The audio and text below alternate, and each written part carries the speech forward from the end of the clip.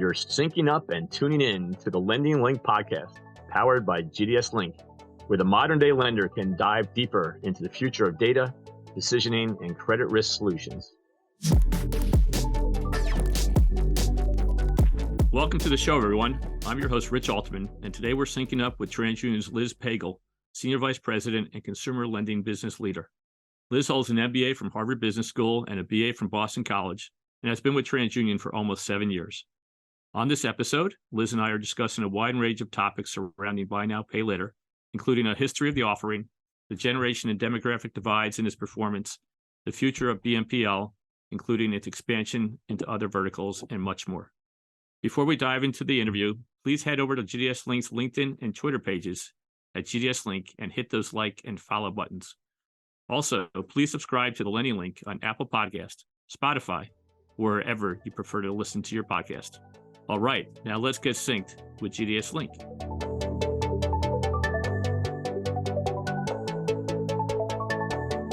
Good morning, Liz, and welcome. Where are you joining us from today? I'm in Chicago, where it's not as cold as it was last week, so I'll take it. Any snow yet? Yep, it's beginning to melt a little bit, so I'm sure we'll get some more. I miss the snow sometimes, living down here in Georgia, and actually went to school in Boston, so we have that in common. Yeah. So, Liz, you've been in your current role since May of 2019. Can you share with the audience a bit more on your background before stepping into your current role, as well as before starting with TransUnion? So I started with TransUnion in a strategy role. Our consumer lending business is defined as pretty much everything that's not card, auto, or mortgage. So I cover the fintechs primarily. That's the largest part of the business. So I started off at TransUnion back in 2015 as a strategy person for that whole line of business. From there, I took the opportunity. We did a large M&A transaction, which at the time was one of the biggest ones TransUnion had ever done, when we bought a company called Factor Trust in your neck of the woods down in Georgia. Known well. Yeah. So I led that M&A from the business perspective, and then I took a full-time role integrating that business into TU. Ultimately put myself out of a job by finishing integrating it and was promoted to SVP at that point back in 2019. So I run the whole consumer lending business, which is strategy, market development, product launches. And when I started in this role, BNPL was just a baby. It barely started. We identified it, tried to figure out what to do with it, realized it was a bit of a problem child from a bureau reporting perspective, which I'm sure we'll get into. But it's been fun looking at the pivot in all the different products in the fintech world. Any highlights you want to share prior to joining TransUnion? Came straight from Boston Consulting Group, where I was a principal in their financial services business. So really made a lot of sense to hop right over to TransUnion. I worked in Chicago at BCG, and TransUnion was one of the biggest financial services companies that's headquartered in Chicago. So it made sense to jump. And before business school, I worked at JP Morgan in underwriting. Great, so always kind of had a credit hat on. I understand that you're involved with TransUnion's efforts to bring more women into management roles and advocate for women in fintech. How do you feel the fintech space has been doing in promoting women into senior level management and C-suite roles? That's a complicated question, but it's certainly getting better. I think as we think about financial services overall and women in leadership, there's a long way to go, but we're really making some progress. So I work primarily with chief risk officers when I have discussions with lenders at companies. And it used to be, even a couple of years ago, all men, all the time, really very few women. And now I have 2, 3, maybe even 5 women that I speak to on a regular basis that are in charge of risk at their companies. And I think it's doing really well, especially in regional banks, have a lot of more female leadership. I'm seeing more and more in fintech. There's a long way to go. And I think there's a couple of things. There's a little bit of a branding perception. Now, this is not your dad's financial services anymore. We need to help the industry understand that this is a dynamic tech business. This is a consumer-facing business. This is something that has the same kind of marketing and direct-to-consumer needs as selling retail. There's a lot of the same challenges to face, a lot of the same things to work with. And I think that if we can market it to women in all sorts of different types of businesses, this is a pivot you could make. and come over and have a leadership role in around some of these fintech tables. I think there's a good future for continuing to improve that. Well, great. Sounds like some good advice for people in college trying to figure out their next steps. So you kind of touched on this, but when we first spoke and started talking about what topic might be interesting for you today, you led straight into buy now, pay later. So just touch on briefly why do you feel so passionate about this product?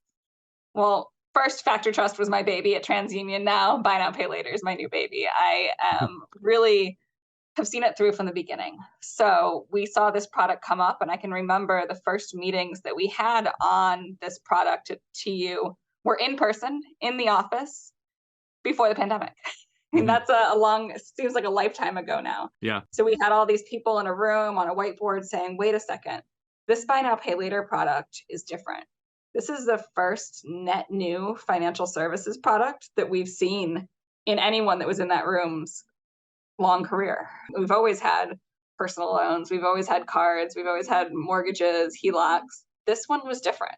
This was not an unsecured personal loan. These pay in 4 products in particular, they really looked different. And if you just drop them into a credit report under a tag for an unsecured personal loan, it's not going to work.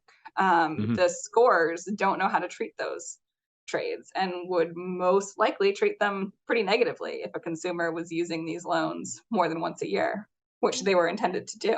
So it was really fun trying to solve this. We had this huge spreadsheet of all the different ways that you could possibly report a buy now, pay later trade. And over a series of meetings, and eventually those meetings became virtual because COVID happened, we solved it. Yeah. We came up with a way to create a new type of loan, which is something the bureaus haven't had to do. So it's been fascinating and really exciting. It's interesting. When I was with Teletrack and we were first breaking into the UK market, and we had a partnership with one of the primary bureaus there. And, part of the requirement under SCORE was to report the data into the bureaus. But I think they had the same challenge to say, we're getting this new 2-week product. How do we really show that in a credit report? I want to get back to the reporting in a few minutes, but you touched on the 4 equal pays. But what is a definitive definition of buy now, pay later? We people think about point of sale financing. Yeah. Certainly, we look at. I think even when I read about Goldman's acquisition of Green Sky, there was a mention of buy now, pay later. I wouldn't consider a Green Sky necessarily buy now, pay later, although it's certainly financing my kitchen rehab, right? So as we think about, especially as we talk about credit bureau reporting a little later, what is that true definition of buy now, pay later that you guys are using? This is one of the most difficult questions that I have to deal with over the last few years because everyone's defining it differently. I like to make sure that we're aligned with the CFPB because we talk to them a lot on these products and make sure that they know exactly what we're talking about. But even then, I start every conversation with defining these products. So when I say BNPL, and a lot of people will define BNPL more broadly than I do, but for me, BNPL is the pay in 4 product or the pay in 6. So you make a down payment when you buy the product, and there's either 3 or 5 additional payments to be made. 0% interest. It's the merchant paying that merchant discount rate. That's where the economics come from. And that's the product that kind of started this whole discussion of, hey, this is really something different. I also have, on the other side of the spectrum, the point of sale loans that I call traditional point of sale that they just happen to happen at the point of sale, but they're traditional loans. That's the Green Skies, the Lending Points, the Care Credits of the world. This is financing something like a home improvement loan, healthcare procedure, pet healthcare procedure. There's all kinds of auto repair, things like that. Those loans have been around for as long as the fintechs have been around, and they're all reported to the bureaus. They are tagged as unsecured installment loans, as they should be. They act just like a loan from Lending Club. They perform that same way. Consumers hopefully are not having multiple large medical procedures per year that they're financing. They're hopefully not financing 2, 3, 4 home improvement projects on separate loans per year. Those are just traditional. They fit just very nicely into the credit report. Then there's this middle product, which is the point of sale installment loan that's not so traditional. So this is Affirm, Klarna, Zip, they're all offering interest-bearing, little bit longer term, Mhm. little bit larger loans. So this is the Peloton loans. This is the buying something big at Home Depot Mhm. loans, fancy purse loans. These loans are kind of in between. They Right. still don't fit perfectly into the unsecured installment loan product on the credit report because they are meant to be used more than once a year by these lenders. The best customers of Klarna, Zip, Affirm will finance a purse Mhm. and a mini fridge in the same year. Yeah, it's interesting. American Express was probably ahead of his time because they, for a long time, had their sign and travel Yeah. program. I mean, back 40 years ago, where you could flip over a purchase of a ticket and pay it over time. So And it's that's an interesting. important point too. So a lot of the cards, the credit cards Yeah. now have like Planet, or you Mhm. can go through your credit report or your credit card statement, choose a large purchase Yeah. and finance that over time. That is in none of my definitions right now. So Right. those are still within the credit limit of the credit card, and those are still kind of in that credit card space. So those are totally different. While we're on the topic now about data reporting, you made a comment that this could be the biggest financial inclusion opportunity in generations. So the first thing, let's talk about reading articles. Each of the bureaus has adopted a slightly different approach to how they're going to handle this. And so I know with yourselves, it's kind of falling under your point of sale suite of products. For the audience, especially some of our people that really understand the granularity of data reporting, what how are you picking up a BNPL? Is it being considered a installment? Is it a line of credit? Is it a credit card? How Yeah. are you classifying it? And then, what are some of the key takeaways that you'd like us to have regarding your point of sale suite of products that are helping deal with this BNPL data reporting? Yeah, absolutely. So this goes back to this huge whiteboard we had that turned into a huge virtual spreadsheet of what do we do with these loans? And we really like the solution that we've come up with, and it's something that's never been done before. So what we've created is a partition within the core credit file. And let me start with kind of the goals that we had in doing that. One is we truly believe that this is a mainstream credit product. This doesn't belong on an alternative file. This is being used by a larger and larger portion of the American and international population. It's not all subprime. It's not all prime. It doesn't, we believe, belong on an alternative bureau like some of the like Factor Trust and Teletrack Mhm. products. We truly believe it belongs on the core file.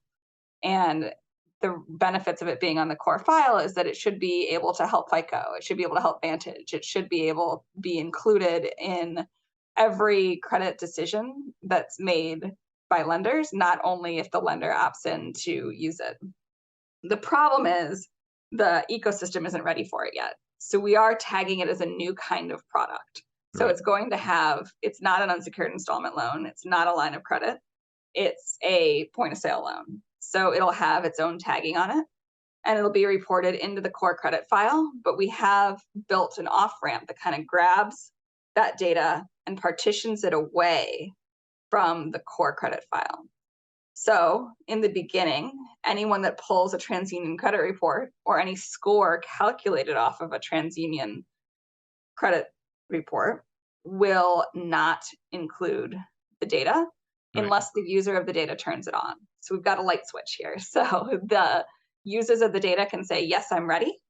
And it'll Mm. start coming in as a part of the core credit report. Including in the Vantage and or Mhm. FICO So scores? Vantage will choose when Vantage turns the switch on. So Okay. when Vantage is ready, they'll turn it on. When FICO's ready, they'll turn it on. When TransUnion's internal scoring models are ready, we'll turn it on. But for now, and until they are ready, it's default off.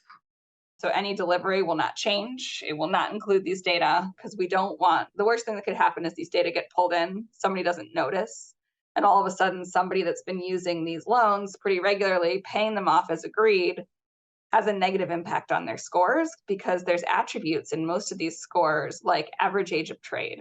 So just think about what would happen to somebody who had 4 buy now pay later Right. loans and a mortgage and a normal looking credit report, and all of a sudden average age of trade just tanks because they've Mhm. got 4 brand new loans this year. Right. And that that attributes in most of the models that are out there.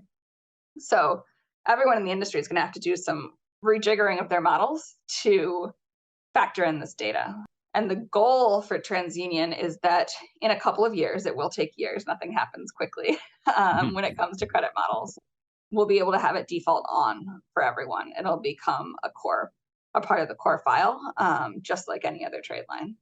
Given that a lot of them are current thin no credit users or consumers who may not get back a FICO score, right? Or a Vantage score. They may not have enough trades to rate. So part of the reporting opportunity here, right, is that starts to bring them up into the ability to generate a score on them, whereas maybe today you couldn't. Do you have any statistics yet on when you've done some initial model development, what has been or what might be the impact of introducing these BNPL trades into their scores? Yeah, so there's a lot in that question. And the financial inclusion piece is another part of why I'm so passionate about this product and the reporting of this product. These trades are fast feedback loops, right? So you take out, especially the pay in 4 product, you can have a successfully paid off loan in just a few weeks. Mhm. And that's great data. It's a fast feedback loop. There are 2 payments a month that you can successfully make. It's a really great way to let consumers build credit. It's important to remember that building credit is not always positive. Taking out a bunch of BNPL loans, depending on the model, could be a negative impact. So consumers will have to be careful how they use it and certainly make sure that they're paying it on time. So that story for especially new to credit consumers is awesome. Like, it's very tangible. It's more tangible than some of the credit builder products out there. You're really buying something that you would have bought anyways. Make sure you can pay it, make all those payments, and start building credit. When you think about consumers that have no credit at all or no thin credit, what we're seeing today is actually very few of them are using the buy now, pay later products. It's probably because the buy now, pay later lenders do underwrite. And so if there's no file, they maybe can't find a way to underwrite the product. I do think the lenders that I speak to are very also passionate about financial inclusion. So I'd love to see them figure out how to do that and figure out how to bring those consumers into the fold. We do see a lot of subprime or lower credit score consumers using the buy now, pay later products. And I think that this is an awesome way for them to prove their worth again, and start building that credit back up and making those payments on time, finance something small. So I think that the wealth of data that will be available to lenders to underwrite once these are all reported onto the file is truly an awesome financial inclusion opportunity. We've never seen such a big data set that's right at our fingertips. There's obviously two sides to reporting, right? It's the bureaus getting the data, and then it's the lenders reporting the information. So, were you involved personally with? I assume there were meetings with the CDIA to talk about how to update the Metro 2 file. I assume there's a lot of software out there. I think a lot of the companies that support Metro 2 reporting are going to have some updating to do. So when we think about that timeline of when this could actually start, do you have any sense yet? It's all in different stages of getting there. I can say that we've talked to all of the buy now, pay later lenders, and they get it. They want to report, and they think it's going to be good for their business. And that's the biggest leap that we have to get over, right? Is convincing them that this is important. So they're all working towards it at different speeds. To your point, there's a lot of infrastructure in the background that needs to get updated. A big piece of that is some of these lenders have never reported before. There's a lot to be done. They're all working through it, and we're excited to watch the progress. In fact, we're requiring the lenders to report their progress to us so that we know that it's coming and it's actually moving. And we're excited about the progress that's been made so far. So let's kind of talk a little bit about underwriting. You mentioned that part of the population that is applying for a BNPL, where that lender is doing a hard pull or soft pull, and there's no credit file available, they may be passing on that consumer. But I've also read where there are some buy now, pay later that don't do a credit check. What are you seeing as the evolution of underwriting in this space? Certainly has evolved as we've watched this industry grow. And it was in the beginning, many of them were not pulling credit. I think nearly all of them are now. It's hard to tell. I mean, I can only see those that are working with TransUnion, but we've had conversations with all of them now. And really, it does seem like they're all moving towards this really traditional underwriting process. They're building very dynamic credit models using all the data that we have available, just like the fintechs. Mhm. All the fraud tools are there as well. It's really important to have all those fraud checks there because once you send out that product, you're not getting it back. They've become very dynamic with the underwriting. Yeah, the CFPB certainly has raised concerns about the number of buy now, pay later loans, if you will, that consumers may be taking out. And you think back to the days when marketplace lending first really started evolving, and there was concerns about loan stacking. As we know, Lexus introduced their online lenders network to try to help prevent that, which was more of a kind of separate consortium file. Has there been any discussions with the industry about something similar? And do you think that the reporting is going to help, eliminate or certainly highlight where that loan stacking may be taking place? Yeah, that's absolutely a concern and one of the big arguments for reporting. So these lenders can see within their own walls if a consumer is applying for multiple loans at the same time, but they don't know if they're what's happening off them. So that's a huge concern for the industry. They talk about it, but they're not seeing, at least the last time I spoke to the BNPLs, they were not seeing a huge concern that they were losing Mhm. money because of it. And in fact, a study that we did last year, we looked at how many consumers over the holiday period, because I was worried about stacking for holiday shopping, right? You're Mhm. sitting at your computer, you could very easily finance a whole bunch of stuff in a couple hours. But we looked at the consumers who were holiday shopping with the Mhm. inquiries that come into TransUnion, at least, which isn't all the inquiries. We have some of the market share in terms of who's inquiring with us. But we saw that 42% of the consumers had applied for a point of sale loan during the holiday period, only applied for one. So 38% had three or more. So it's a subset of the Mhm. population who are having a lot of inquiries out there, but it has not risen to an emergency yet, but the reporting will solve it. So that's what Mhm. we want to get the lenders to, a reporting cadence so that we can see the trade lines and they can check what else is happening off of their books. In that a lot of these consumers that would like the product may be thin no file, and obviously by reporting they start to climb the credit spectrum. Could Mhm. you see any lenders adopting using open banking data? I know it adds a lot of friction, but it Yeah. really does give another view of that customer. So you think that could be adopted? So the friction is the problem, right? Right. So all of the lenders and the fintechs that I work with outside of BNPL too are all interested in cash flow data. And is cash flow underwriting the future of underwriting? I Mm. do believe it'll always be a complement to the usage of credit data because there's ability to pay and willingness to pay, and you need to see both. But it's becoming a hotter and hotter topic. And if somebody could solve the friction, that would be great. In fact, TransUnion is exploring consumer permissioned cash flow attributes specifically to help solve for this. Yeah, the friction's I think always going to be a bit of the problem. But if it's also the opportunity for someone that you would have declined to let them opt in, and now with everyone walking around with a mobile device, especially for Gen Z and the millenniums, they might Mhm. be more willing to do that. So before we got together on the podcast, you had shared a report that TransUnion put out entitled "Evolution of the Maturing POS BNPL Consumer," and in it, as I really understand the report, you kind of use some proxy data, if you Yep. will, to try to equate back to the BNPL users. Right. And one of the findings was that about 65% of them fell into a subprime, near prime bucket compared to 29% for the general credit consumer.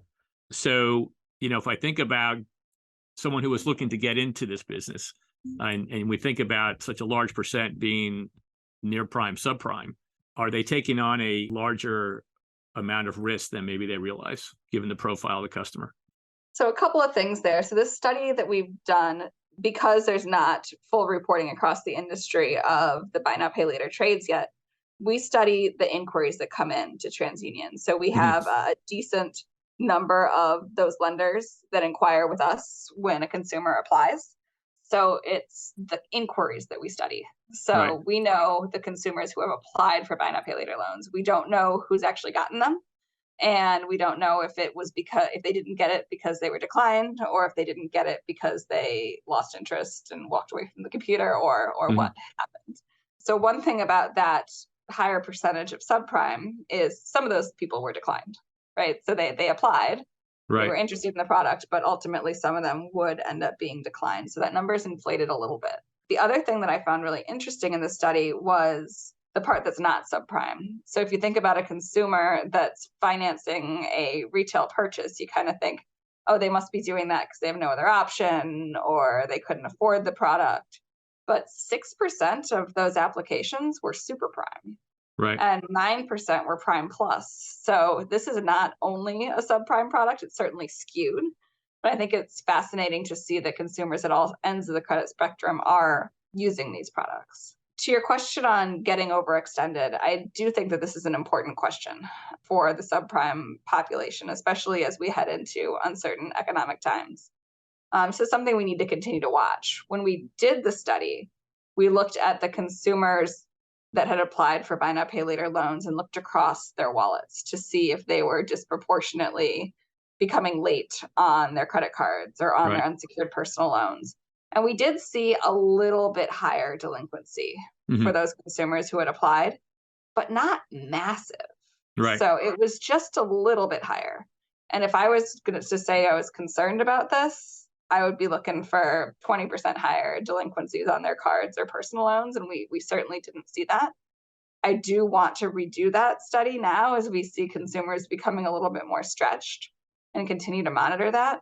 But as of the time we did this study, it didn't look terribly concerning. Right. I mean, one of the values to the merchants, right, is the studies have shown that consumers that are doing BNPL may be more likely to buy more than they would have otherwise, Right, right? So they're seeing the average ticket go up, which is what the merchants like. And right, one of right. the things that the report showed was that there wasn't a deleveraging on their credit card debt. Yeah, So this is really a situation where they may be taking on more debt through the BNPL and also out there with their credit card and starting to go up to the max. So certainly we have to keep an eye on that. And the other thing that's interesting, I read an article and where they talked about potentially using BNPL for buying groceries.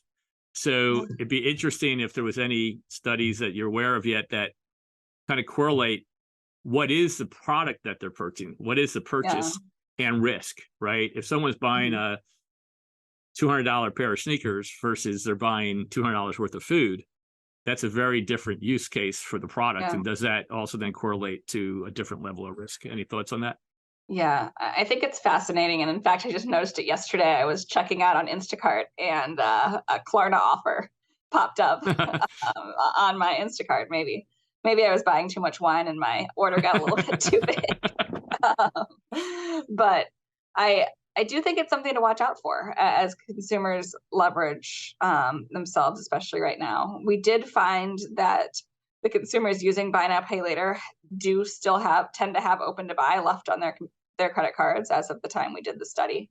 And if you think about the types of purchases, we don't have that data. We are kind of mining through all the different types of data that TransUnion now has, given all of our recent acquisitions. And we are hoping to find some nuggets where we can actually start to parse apart at a transaction level some of these retail trends.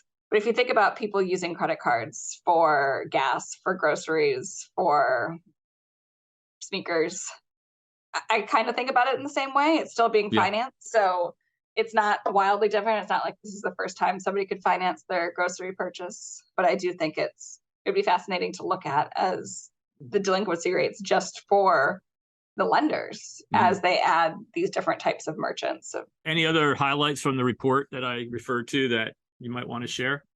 I mean, I think some of the most surprising things for me when we did the report was mentioned it a little bit before, but only 2% of the consumers applying for buy now pay later loans are unscorable. So it's a very small portion, and I don't Hmm. know if the consumers see that the credit check will be pulled and just know they're probably not going to be approved and don't try for it. But it's a small group. These are consumers that are credit active today. They have credit cards at the same percentage as the Right. general population. They have personal loans at the same percentage of the population. They're also pretty credit active overall. I think you mentioned this before. They're still building balances on their credit cards. So early on, I remember the panicked calls from the banks saying they're cannibalizing our product. What do we do? How do we make them go away? And our studies have showed really it's not cannibalizing your product. It is kind of broadening the pie. And now I see many of the banks wanting to join them. So I Right. think we'll see more BNPL products coming through. I can remember reading a study that was done a couple of years back where they took this control group and they did a auction type process, and half the group used their credit cards to bid and half their group used their debit cards to bid, and the group that used their credit card bidded significantly higher than those that used their debit card because they weren't going to feel the pain as quickly, right?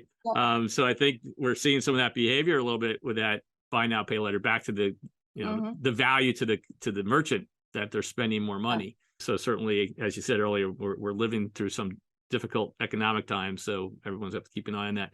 So we mentioned the CFPB. I mean, they certainly have been doing a lot of different studies on the industry. I think they started really looking at this in late 2021. For any of our audience, just go to the CFPB website, and there's, I think, 4 or 5 different studies that have been done on the industry and some concerns they have. We think about the future of the product. Any particular policy rules that you think might be coming down or suggested by the CFPB? It's very difficult to predict what their regulators will do and how they'll get involved. I know they're very interested in it, but these things, the rulemaking takes a good deal of time. My hope is that we do it on our own and that the data is being reported and available to be used broadly. Undoubtedly, buy now, pay later is here to stay. It's Yeah. growing, but certainly the markets have not been very nice to the industry. Yeah. Needless to say, over the last couple of months, competition is continuing to grow. Amazon, Apple, PayPal, Walmart. Of course, we talked about Visa and MasterCard's installment loan products. Do you have any ideas on how you see maybe the business model changing in the future that may make this more attractive to the current markets? I think that evolution into more of a super app and less of a lending, or stay a lending platform, but become a super app where there's retail marketplaces, you go straight to your Klarna app to go shopping, or straight into your Affirm app when you're looking for a Christmas present, instead of going shopping and then going the other way around of finding the offer there. So I think they need both. And I think it'll continue towards this more digital marketplace super app mentality. Do you see BNPL being a gateway product for a lot of entities that, this is the first place they're going to form that relationship, but the ultimate goal is to capture more share of wallet, offer other products? What are your thoughts on that? Absolutely.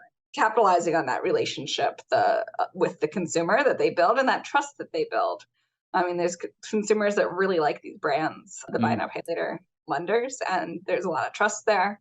And I think that they do have a lot of opportunity to capitalize on that. Well, look, we're getting close to the time. So let me ask you one final question. And that would be, if you could go back in time to your senior year of college and thinking about the next chapter of your life, what advice would you give yourself? That's a great question. I think it's find something that gets you excited. You're not going to find it the first day of your first job, but if you think about these topics, like you can see my voice lights up when I talk about buy now, pay later and financial inclusion and the ability to help consumers build credit that's going to help them through the rest of their lives. Like, find something that is a hook like that for you, something that gets you excited about solving problems when you go into work each day. And it takes a while and it'll come and it'll go. Hopefully I'll solve this buy now, pay later project and move on to the next thing that'll get me excited. But see if you can find that. It really gets you through the day, through the week, through the years. But if you can really find something and pull that thread through and continue to find projects that help towards a certain goal that you're excited about, you'll have an exciting career. This is Rich Alterman, and we've been syncing up with Liz Pagel, Senior Vice President and Consumer Lending Business Leader at TransUnion. And that's a wrap with Liz for today. Thank you for joining us. We hope you've all enjoyed the podcast. Please stay connected with GDS Link and the Lending Link to listen to future podcasts and catch up on ones you've missed. Thank you and make it a great day. Thank you. Thanks for listening. If you've enjoyed today's episode, please be sure to subscribe on Apple, Spotify, Google, or wherever you listen to your podcasts. And be sure to leave us a review. Follow us on LinkedIn and connect with us on Twitter at GDS Link. That's at GDSLINK.